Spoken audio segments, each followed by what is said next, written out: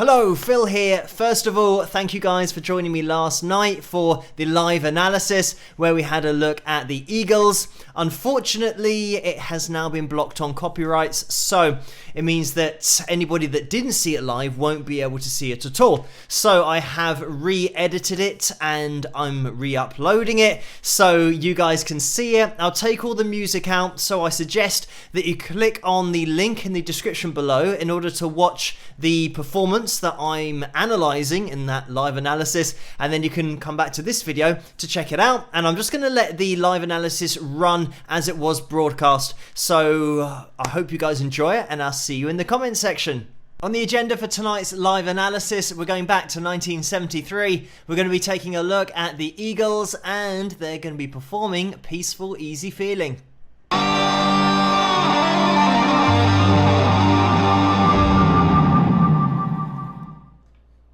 Hello, Phil here from Wings of Pegasus and welcome to this live analysis tonight. Thank you guys for joining me in the live chat room. Hopefully this is going to be okay because I did mention on last night's live stream about the copyrights and everything.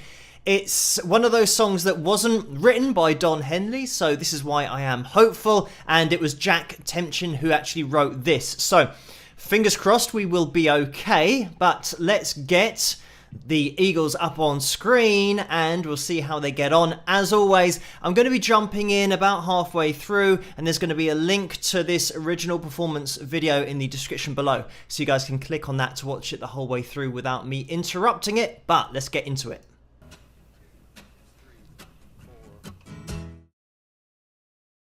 I'm just going to jump in here before we get into the lead guitar solo, because this is one of those songs that is exactly what it sounds like in the title, the way that it's being delivered, because the peaceful, easy feeling is really what you get from this performance live as well. The fact that these guys produce it so accurately and it's such a true representation of the record but in a live setting. It is all about the blending of the vocals, the vocal ranges as well, which we will get into. Also, the B bender on the guitar. And this is something that I am going to explain. We'll probably get into the guitar, the lead guitar, at the end of the video. But it's something that is essential to Bernie's sound here. Bernie Ledden, by the way, on lead guitar. And having that B bender in there gives it that country twang. But we'll get into that at the end of the video. To kick it off, I'm going to show you just the chords really quickly on the guitar in case you have got your guitars out, but it's really straightforward from a chord perspective. And then we're going to be looking at the vocals and the ranges and why it sounds so cool when these three guys are harmonizing with each other. But first of all, we're just going to be in standard tuning here. We've got our E, and then jumping over to an A.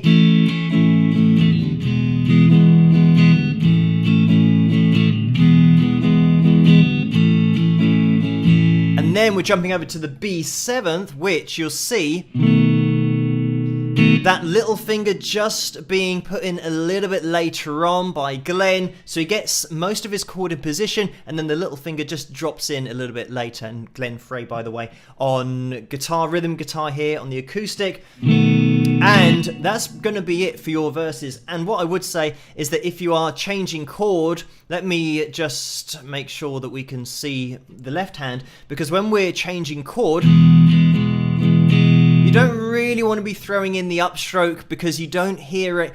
Actually, the acoustic guitar is really low in the mix here, but you don't want to be hearing like that. You want to leave that upstroke out in terms of hitting the strings, but you still want to keep that right hand going. So we have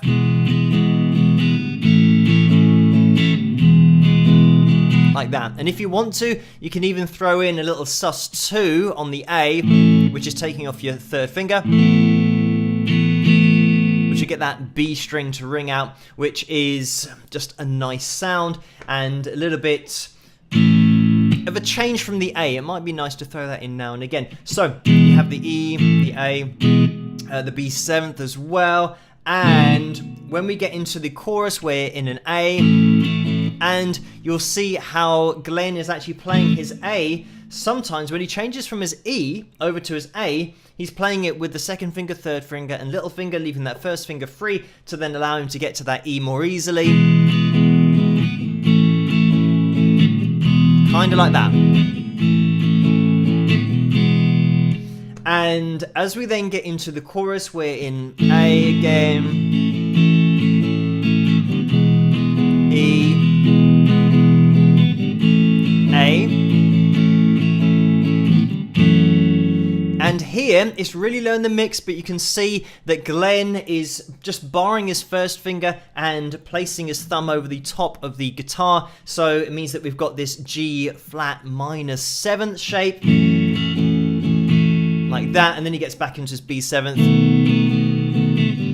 and then we've got this little lead up, which is our E and our G flat minor, but the way that Glenn plays this is really interesting because he's stretching across, and you can look out for this in the video, he's stretching across with his second and third finger and then using his first finger up at the top there in order to get the rest of the chord. And he's playing it like that, but I would tend to just play it with the thumb over the bottom of the guitar. He might be just leaving out that root note, and that's why he's using the second finger and the third finger. But we've got the E, G flat minor, into the A, and then into the B7th again. And that's it for your chorus. And you might want to, when you're ascending there, it is really tempting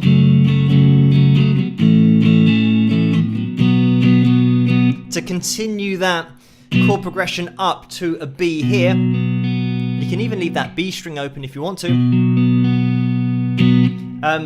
instead of that B7th, but that's up to you. But in this performance, Glenn's always going to that B7th shape if you want to play it really accurately, as it is in this live performance and the way that Glenn plays it.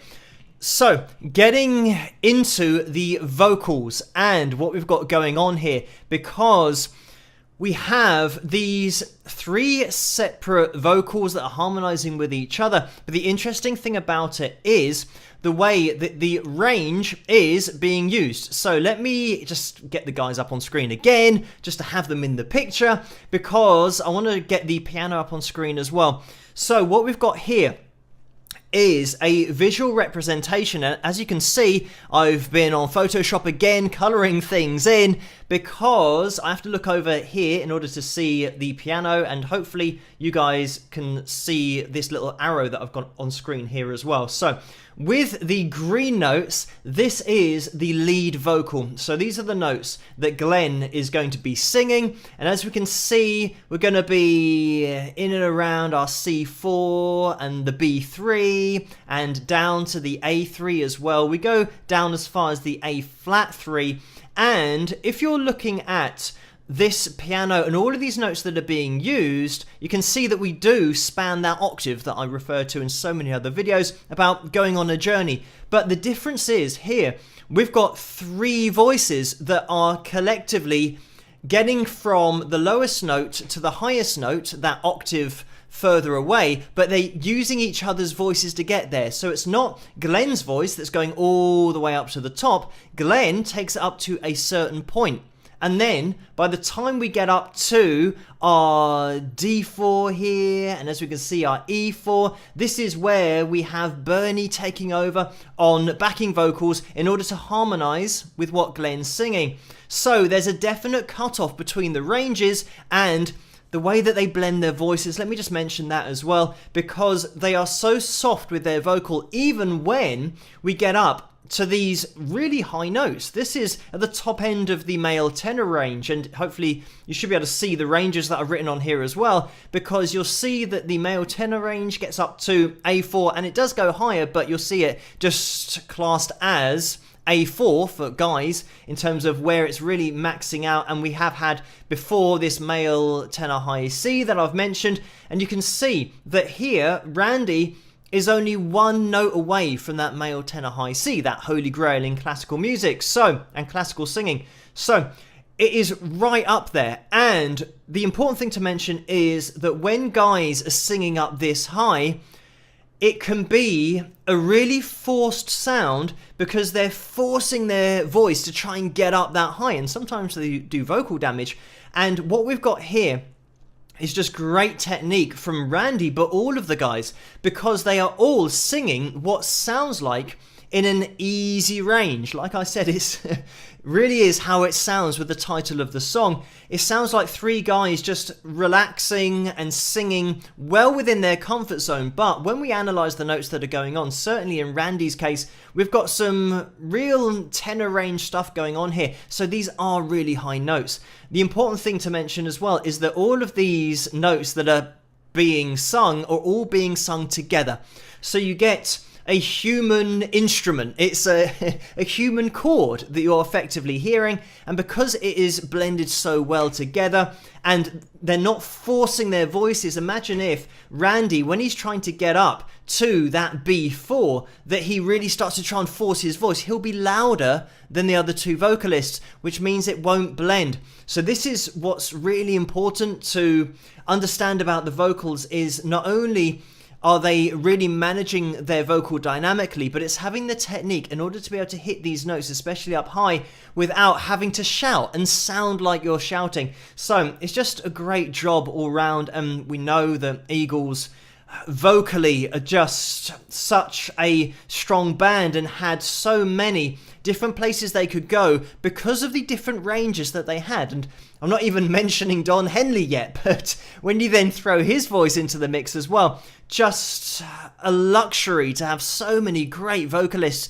in the same band. And this is one of those compositions that really does highlight the vocal ability, but also the fact that they are blending their voices together, and the lead vocal, the main vocal from Glenn, is down here. We're pretty much going to be in our comfortable baritone range. If you wanted to class it as being at the top end of the bass range, then you could do. And then when you flip over to Bernie's vocals, we're now at the top end of the baritone range. And then when we get into Randy's vocals, we're at the top end of the tenor range. So you can see how when you compare the voices like that, each of them sit at the top end of a different vocal register, so when you blend it together, they're all adding something, rather than all three of them singing in the same vocal register, because that means that when I say vocal register, I really mean in vocal ranges and the pitch that they're singing. Because if they were all singing in that baritone, mid-baritone to high bari range,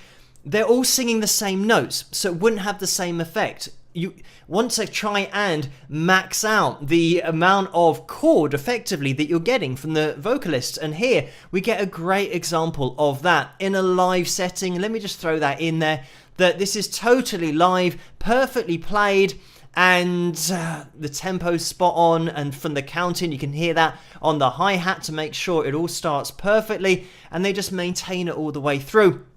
We are going to be jumping back into the performance, and then at the end we'll have a little look at the lead guitar, but also I want to explain about the B-bender and why it is so important in the overall sound of this song. But without further ado, let me take the piano off the screen so that we can see everything going on, and let's get back into it. And there we have it. And just a couple of things to mention about the vocals again. The way that the oohs are so on pitch, but also they really do change the dynamics of those oohs in order to keep them even more in the background than the main harmony vocals that they're singing. And another thing just to quickly mention about the vocals, just to finish with, I'm going to get the piano up on screen as well, because the reason that this sounds peaceful and easy and very easy to listen to is because when we're looking at the voices independently, they're not going really far in terms of the range, their start point and their end point. Normally, if you're listening to a lead vocalist and that one vocalist is covering the octave or over an octave, it's going to be a lot more dramatic because you're just listening to that one voice and the journey has gone a very long way. But in this song, we have the 3 vocals that all come in at the same point. So they never really go on a really long journey vocally. You always stay in the same place. And this is really where we look at the lead vocal from Glenn, because these green notes here, we never move outside of this range for that lead vocal. So it means that your focus is always in one place, and you just get another couple of voices that really do complement that lead vocal.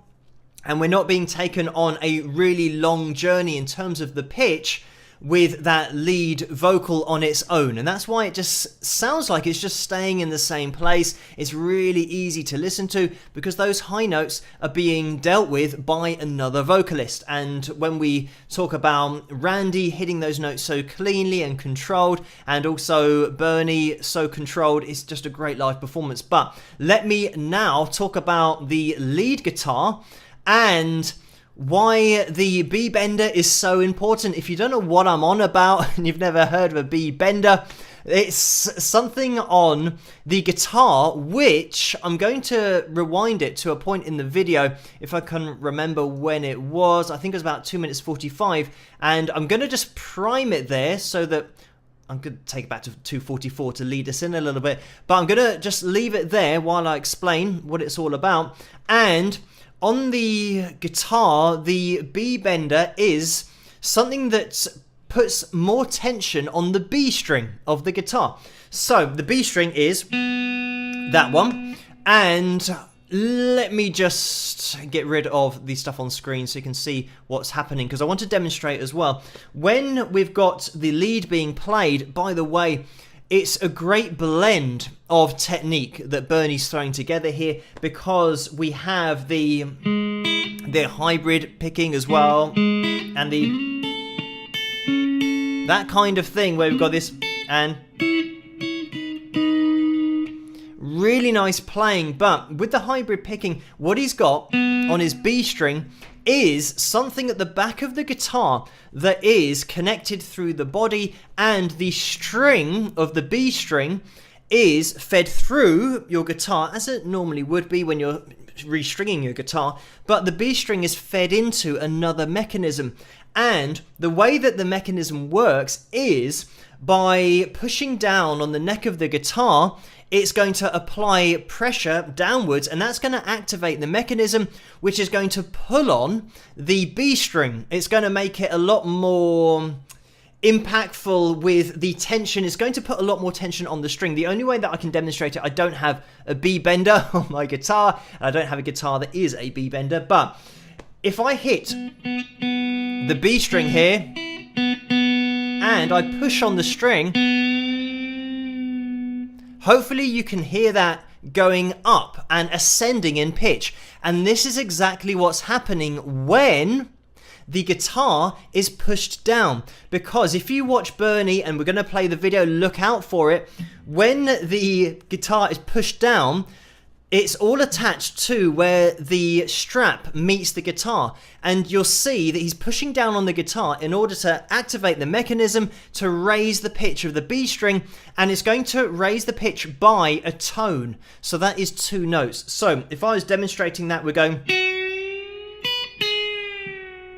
like that. So it means that the B string is going to do this, but you're not going to see any bending going on from Bernie because he's pushing down on the neck of the guitar, activating that one B string to be increased in tension, therefore getting that tone change in pitch. But have a little look at him pushing down his guitar, and you won't really notice it unless you're looking out for it. You just think it's a natural movement of playing the guitar, but it's the B bender that he's activating.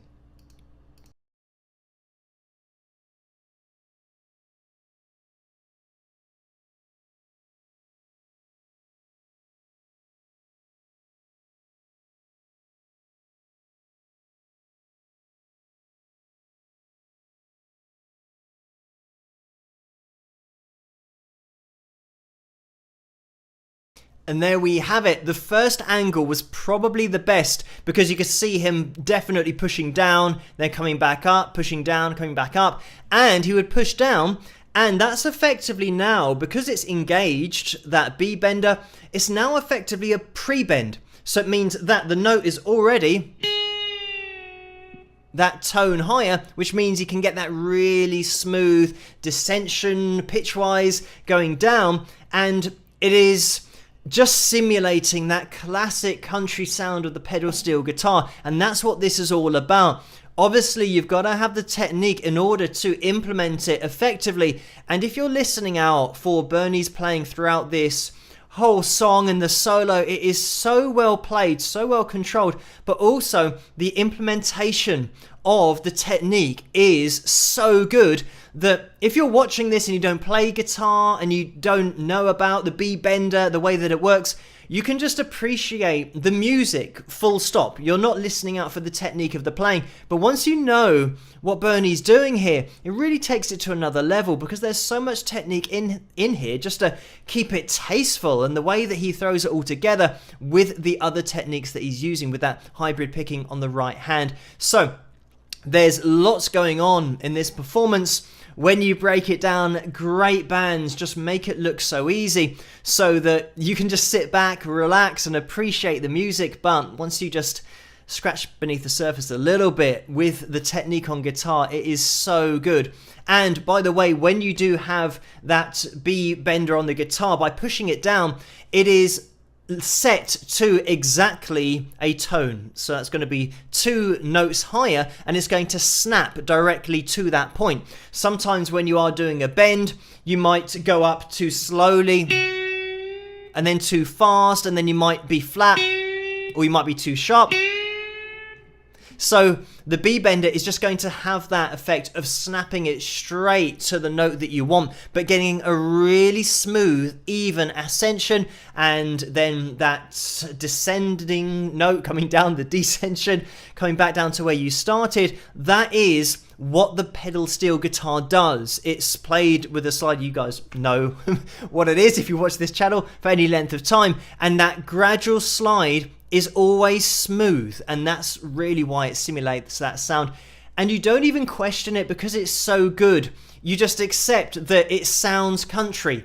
It just sounds like that because of the technique that Bernie's applying here and the faultless application of that technique. That's why it has that country twang to it, because of Bernie's B bend and the way that he's controlling it so expertly throughout the whole performance. But we are going to be calling this live analysis to a close now. I know that the last one went on for quite a while last week, but I want to try and keep these under half an hour so that they can just be treated as the same as the other analysis videos that I do. But thank you guys so much for tuning in tonight. And by the way, thank you, Chet, for that $2.99 donation. That is much appreciated. And thank you guys for tuning in tonight. I hope you've enjoyed this live analysis of the Eagles playing live 1973. And if you did, please give this video a thumbs up and subscribe if you're not subscribed already. And you can tune in next Wednesday as well. Wednesday nights is when I do these live versions of the analysis videos, and it's 12 midnight Greenwich Mean Time is when I go live. So hopefully you can join me then, and I just recommend going and watching this video, even just watching it again now, knowing the things that are going on and looking out for the way that Bernie is applying this B bender and the playing, because it just becomes even more impressive on an even deeper level when you really appreciate the amount that is going into this from an artistic perspective as well. But thank you guys so much for joining me, and I'll catch you guys at the next one. Rock!